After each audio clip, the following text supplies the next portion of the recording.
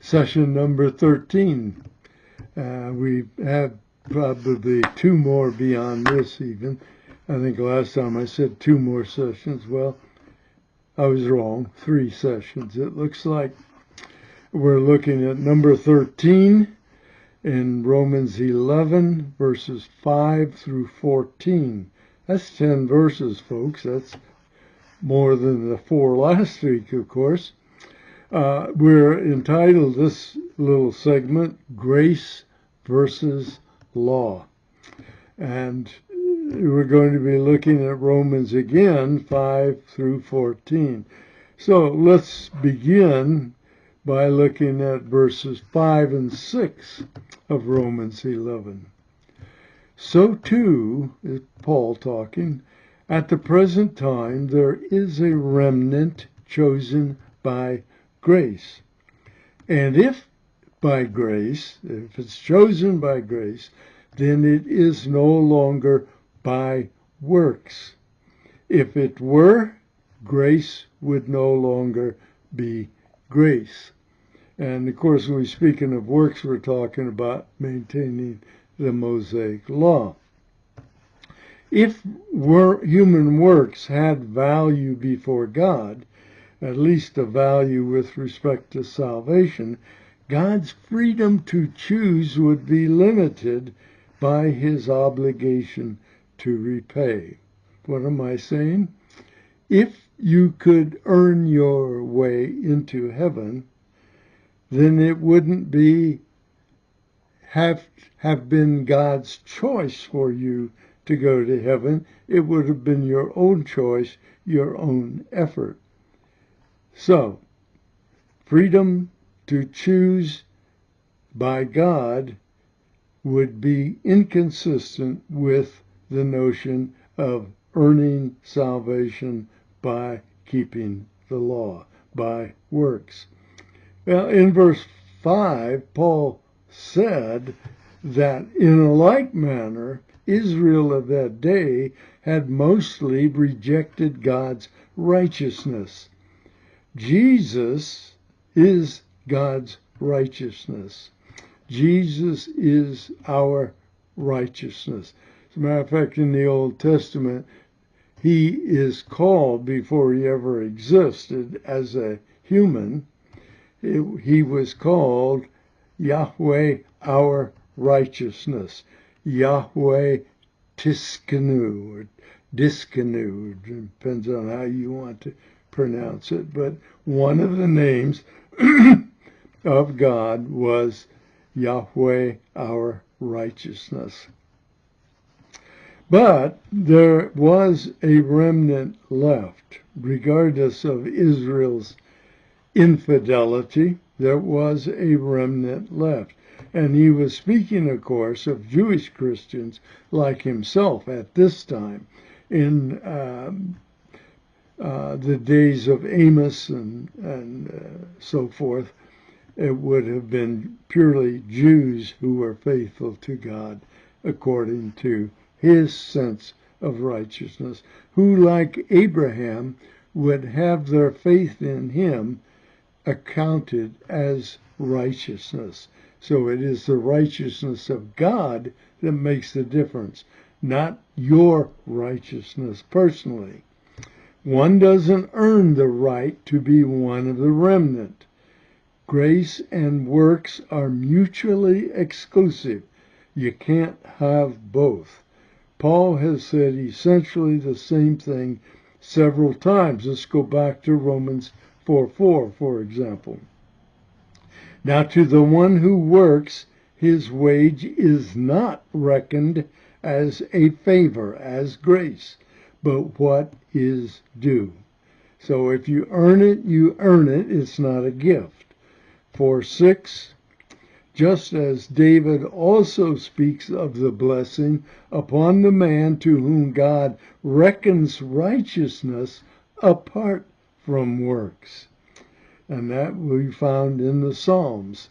Romans 6:15, Paul's writing again, what then? Shall we sin because we're not under the law, but under grace? May it never be. He said that just because you can't be saved by law does not mean the law is improper, inactive, unapplicable. No, it is good and reasonable and righteous, but it can't get you righteousness. Romans 9:12, it was said to her, that's to Rebekah, the older will serve the younger. The woman who had the two sons, Esau firstborn, Jacob the younger, but God chose Jacob, through whom the nation Israel would come. So what? Well, look at verse 7 and 8 in Romans 11. What then? And he's describing now the Israel up to his day. That which Israel is seeking for, it has not obtained. But those who were chosen obtained it, and the rest were hardened. Just as it is written, God gave them a spirit of stupor, eyes to see not, and ears to hear not, down to this very day. And verse 8, of course, is an Old Testament quote. Verse 7, what did it say? Israel had plenty of zeal, as they saw in earlier in 9:31 of Romans and 10:2 of Romans. Paul said, these guys got plenty of zeal, but it is not going to get them there either. Why? Because they're locked into the law in their mindset. Romans 9:31 spoke about this. But Israel, pursuing a law of righteousness, did not arrive at that law. In other words, they never got the righteousness through the law. The law couldn't provide it for them. And Romans 10:2, for I bear them, Israel, witness that they have a zeal for God, but not in accordance with knowledge. In other words, they have a zeal for God, but that's not based on knowledge of what God truly wants. The nation Israel missed God's righteousness, but not all Jews missed it. The remnant, that is counted among the elect by faith, received it. So there were Jews receiving the righteousness of God, which made them saved, but most did not. The term for hardened here in verses 7 and 8 is porosis, P-O-R-O-S-I-S,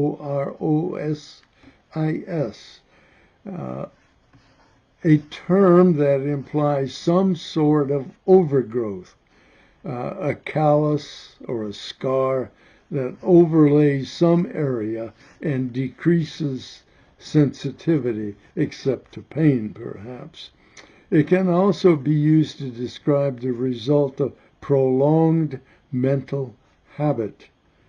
You do something religiously, I'll put quotes around religiously there, and you will become insensitive to anything else. It's different from the word based on the Greek word sklerotos,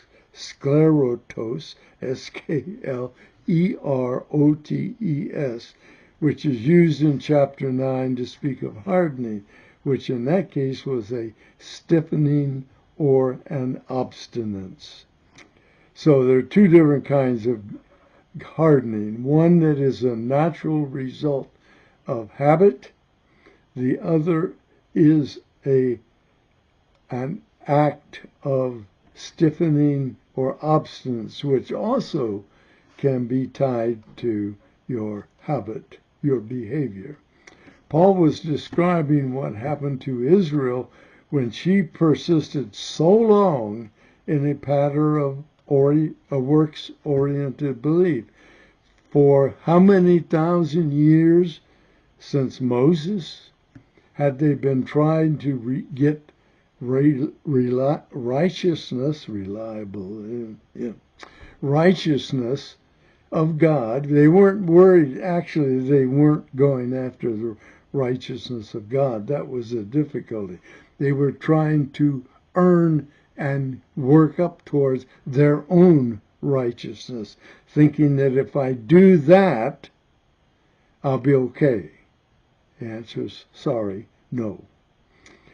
Because your own righteousness of earnings by works won't cut it with God.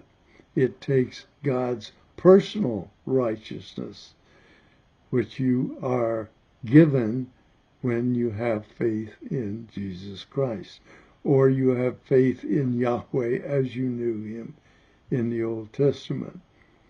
At the point of Christ's rejection, I believe God likely rendered Israel's insensitivity.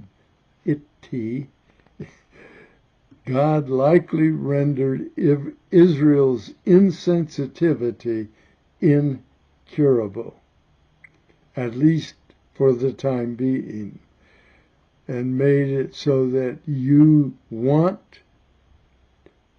to believe what you believe. Yeah, okay, you got it. Go believe it and live with it. The hardening was an act of righteous judgment, saying, this is what you want, this is what you got, but it's now yours. The Greek word translated here as stupor, which means to prick, actually, carries the idea of a result from too much sensation, dulled by the incitement into apathy. What I have in mind there, I think, is the so-called museum effect, or something of that sort. I don't know if that's exactly the word I'm looking for, but if you go into a museum and you see all of the displays, you're overwhelmed. You can't take it all in at one time, and pretty soon you're into apathy and you're not paying attention really to you're overwhelmed is what happens, and your excitement is dulled. Well, let me ask you a question. Speaking of hard truth, who gave Israel this spiritual dullness and why? Well, we've already spoken to that. It's nothing new here. God is the one who gave them that stupor. Apparently, it was his judgment for their long-practiced habit of rejecting his grace and their long-practiced habit of idolatry. When did Israel's stupor begin? Well, I think the one that Paul's been talking about here began with Isaiah's prophecy. It was about 740 BC, somewhere in there. So it's about over 700 years before Paul wrote this. It will continue, I think, that stupor will continue until the tribulation or Christ's second coming. So that stupor on Israel is going to remain intact, I believe, until the end times. Verse 8 again, Paul supports his claims with historical evidence from the Old Testament, a Pauline combination of two Old Testament passages, one of which is from Isaiah. The process results, and when you do this, when you take two passages and you put them together, you create I think you're saying, I'm providing two or three witnesses to testify to the accuracy of the argument I'm making. You're calling Isaiah and somebody else and say, here's what these two guys say together. You put these together into as if it were a new statement. Let's look at Isaiah 29 to get an idea of how this could happen. Verses 10 through 13. Probably, you have to look at this. This is Isaiah speaking. For the Lord has poured over you, Israel. In this case, he was talking about probably the entire nation, both northern and southern kingdom, although Isaiah is prophesying to the southern kingdom, Judah. For the Yahweh has poured over you a spirit of deep sleep. He shut your eyes, the prophets, and he has covered your heads, the seers. So in other words, God's taken away from them revelation directly from him through the prophets. And the entire vision shall be to you like the words of a sealed book, which when they give it to the one who is literate, saying, please read this, he will say, I cannot, for it is sealed. I can't open it, so I can't read it. Then the book will be given to the one who is illiterate, saying, please read this, and he will say, I cannot read. Translation, you will have evidence from God, and you will not find anyone who can tell you what it means. Then the Lord said, because this people draw near with their words and honor me with their lip service, but they remove their hearts far from me. So they say these things, but they're walking away from me. And their reverence for me consists of tradition learned by rote. He's saying they're giving me garbage from the past. They've memorized it. They're spouting it. But it has no significance from them as their bad being. So, where are we? Well, let's look at the next point I want to make. God, through Isaiah, was telling the Jews they didn't accept the testimony of the prophets. He was also telling Christians that the prophets support the position he is claiming, but Paul is claiming.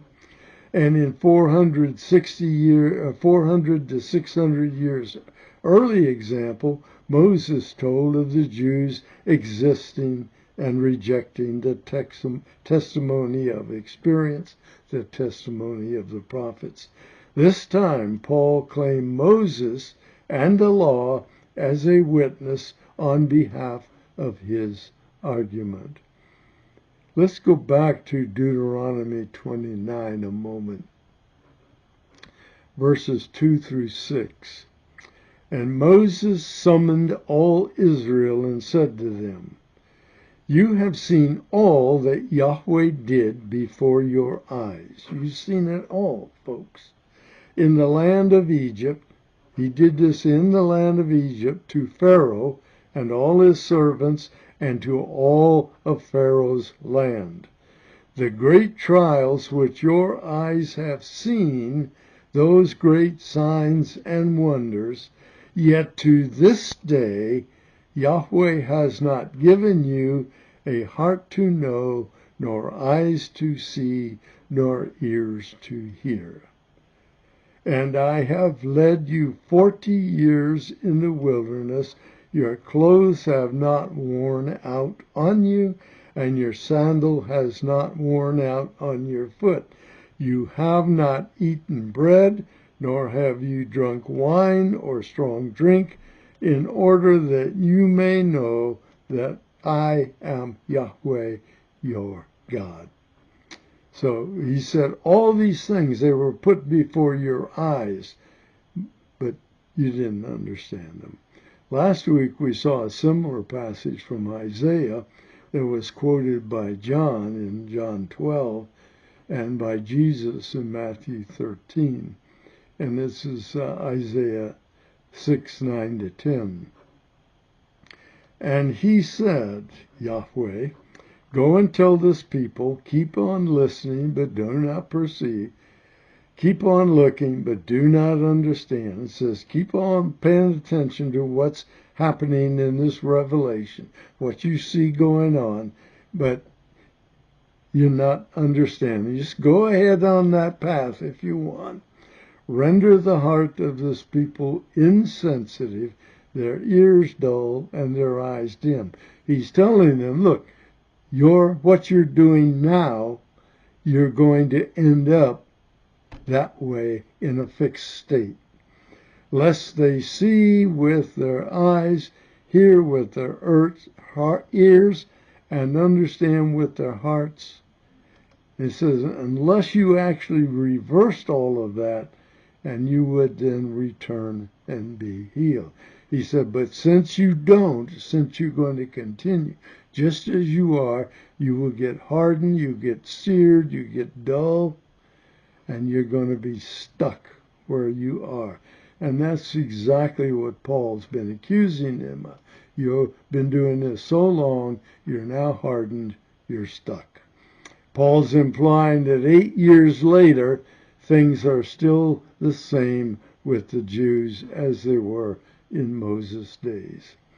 What's the situation 2,000 years after Paul?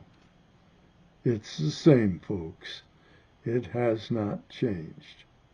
Even many in the churches are in that state.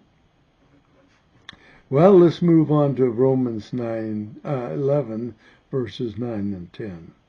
He's going back to another Old Testament quote from David. And David says, let their table become a snare and a trap and a stumbling block and a retribution to them.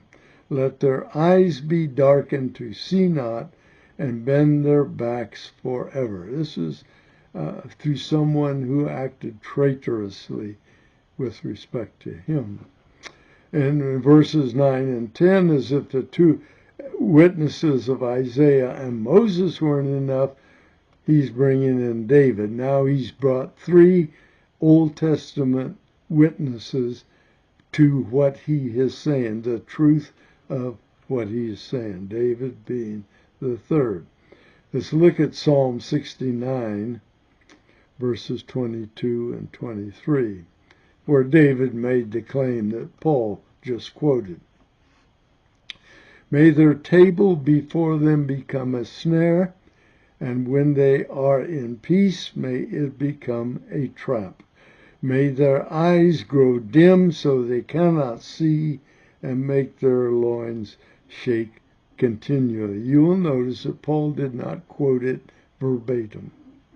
David's reference to their table is likely a reference to the sacred days and festivals of idolaters, a time when they would be especially blasphemous toward Yahweh as they celebrated the blessings of their idolatry.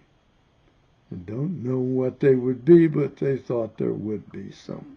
David's wish that such times bring some retribution and punishment is a form of irony often seen in the Old Testament.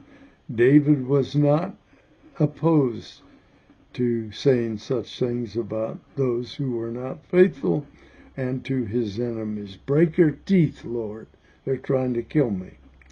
For instance, consider Proverbs about a man falling into a pit that he dug for another. So you see all kinds of stuff of that in the Old Testament.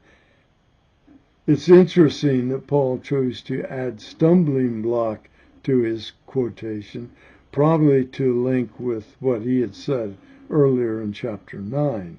He seemed to be applying their table, that thing that David started with, to contemporary Israel. This would seem to indicate that God's very blessings to Israel would in fact be their undoing with God. What is that? The law, the prophets. They would take that and they would get into this mode of trying to earn salvation by their own works in keeping with the law God gave them, which in fact proves they can't. So they've been this way for many years. What blessings? Well, where has Paul used this notion? Earlier in Romans. The promises from the Abrahamic covenant, circumcision, the law, the scriptures, the prophets, adoption as a nation, Christ, and most of all, God's faithfulness. Those were all blessings that Israel had from day one. But they did not settle with that or for that. How might Paul's verse 9 be reasonably applied to modern day Christians and the Lord's table? Remember what Paul said, that you come to the Lord's table if you come unworthily, without worth, without the proper setting, the proper frame of mind. You come unworthily to the table, and you take the cup and you take the piece of bread with unconfessed sin, or worse, planned future sin, then you're in deep trouble. Started to say doo-doo, but had to go to trouble. But why? Well, Paul said, because of coming without the proper attitude and heart before the table and partaking of the table, many sleep, which means God has taken them out of worthly existence. Verse 10, their backs are bent forever, is probably better translated. Their backs are bent continually. It's a picture of being under some form of bondage against which you're struggling. David often pictured his enemies as being in bondage. Paul's likely painting a picture of Jews under bondage to the law or to their own spiritual blindness. If you really want to see David's emotions, read all of that Psalm 69 that I just excerpted from. Well, let's go back to Romans again. Romans 11:11. I say then, they, Israel, didn't stumble so as to fall, did they? May it never be. In other words, he said, they haven't fallen permanently, have they? But by their transgression, salvation has come to the Gentiles. He said, because they stumbled, they haven't fallen permanently, but they have fallen for the time being, and that fact has led to the salvation being afforded Gentiles. And why? Listen to this in the last part of verse 11. To make them, the Jews, jealous. They're saying, we sweat and work for our whole lives to be acceptable to God. These guys didn't do anything to try and get right with God. They went to God in faith in Christ, and now they have the righteousness, the right standing with God we tried our whole lives to earn. So this is a companion question to level 1. They, being Israel, God didn't permanently reject ethnic Israel as a nation, They haven't gone beyond the point of restoration.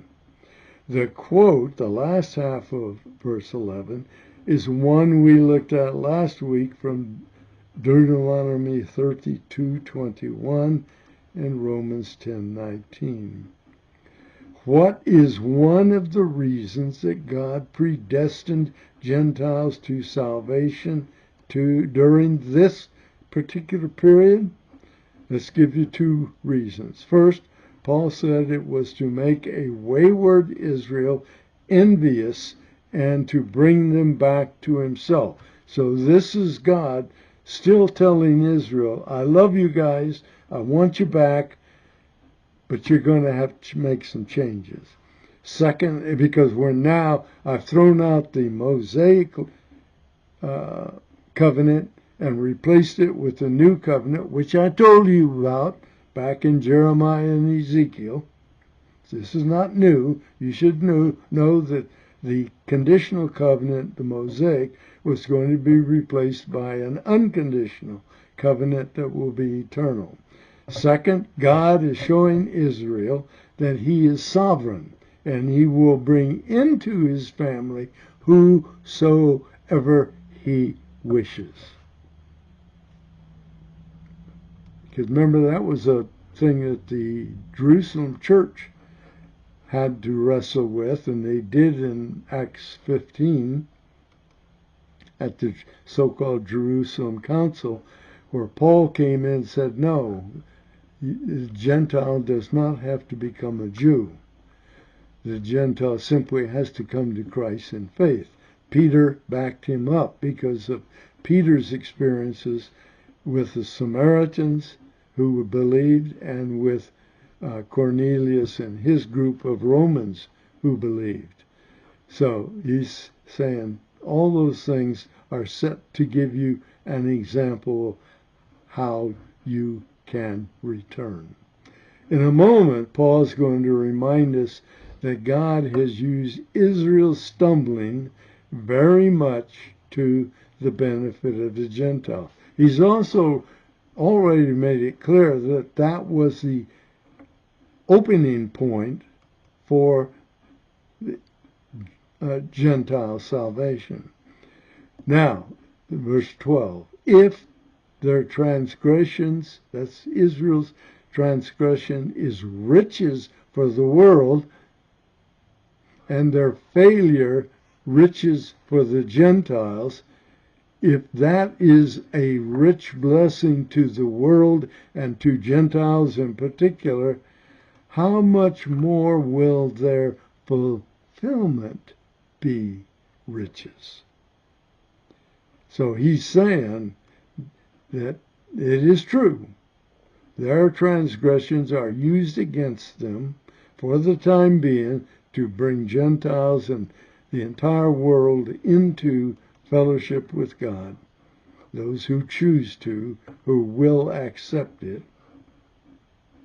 But he said things are going to be even better. There will be more blessings when Israel is returned to God. It's another of one of Paul's how much more comparisons. It's great for the Gentiles, it's great for the world at large, but it's going to be greater when Israel comes back. And he's already made those kind of comparisons back as early as chapter 5, where he's talking about who we were when Christ died for us. So, what's the gist? What's the bottom line for this thing? If you think Gentiles benefited from Israel's stumbling, and they did, and they are, and they still will be, just wait until you see how richly Gentiles are blessed at the mass conversion of Jews leading up to Israel's total restoration at Jesus' second coming. That's what this is all headed toward. Suppose at Christ's crucifixion, Virtually the entire nation of Israel had believed in him, and Israel had become predominantly Christian. What difference might that have made to us who are the world of Gentiles? Who knows? It was the dispersion because of persecution that spread the gospel message to Gentile nations. The Jews themselves were reluctant to take the gospel to Gentiles, and even then wanted to retain all rights from Judaism. They were locked in, folks. And so God said, okay, let's just make that in place temporarily, and we'll go and we'll get Gentiles saved. Verses 13 and 14, last two verses for our study today. But I am speaking to you who are Gentiles. He's now turning and saying, okay, Jews, I'm talking to Gentiles now. Inasmuch as I am an apostle of Gentiles, or an apostle to Gentiles, take your pick, I magnify my ministry, if somehow I might move to jealousy, envy, he said a minute ago, my fellow countrymen, and save some. He knows that all the success he comes will eventually lead to the restoration of Israel. Not his doing, but God's. So in verses 13 and 14, Paul tells the Gentiles that even his ministry to them is designed to arouse the envy of Israel. Paul hasn't given up the desire to see Jews saved. He's focusing, as his role at least, according to God, his role is to the Gentiles. He's fulfilling that role. But don't think for a moment he's given up on the salvation of Israel. These revelations concerning the Gentiles' role in the redemptive history of Israel should humble every Gentile. The Jew has always been the focus of God's long-range plan of redemption, either for themselves or as agents for others. Apparently, Paul was motivated to extraordinary performance in his ministry to the Gentiles. And when you look at what he did over those years, it was extraordinary. While he was the apostle to the Gentiles, he still retained a concern, a powerful concern for the salvation of Jews. He knew that his success with Gentiles, actually it's the success of his ministry through God's power, that success with Gentiles would have a positive impact on Israelites. Do you ever think of jealousy as a positive trait? Well, in this case, the particular kind of jealousy being spoken about is a positive trait. Perhaps Paul implied that he took advantage of every occasion to impress Israelites with the magnitude of Gentile salvation. In verse 14, Paul's expectations are realistic. He knew that not all Jews would be saved, but he knew that someday everybody in Israel would be saved. Well, let's do a couple of things and then we'll wrap this up. We're getting a little long in the tooth here. This is by way of summary, if you wish. A related application. God does some of his best work through a small remnant. In some respects, you would say he only does special work through a small remnant. I hope you've noticed how the Old Testament and the New Testament fit together. They do indeed form one unified revelation of God. And I hope you are encouraged to examine the Old Testament further, seeing it in a new light as a result of our study in Romans. And again, Paul has made at least 4 points. The hardening of Israel is a result of disobedience. God keeps a remnant of saved Jews even among a nation of disobedience. God is using Israel's disobedience as an opportunity to bring salvation to the Gentile world. Fourth, God is using the salvation of Gentiles to move ethnic Israel to envy, leading to an eventual total restoration for Israel. So don't think God's given up on Israel. Don't think that God has given up on Jews. He has not. So, what are we going to do next time? We're going to move on. We have 2 more sessions to cover the remaining. I'm hoping it's not going to be 3. The remaining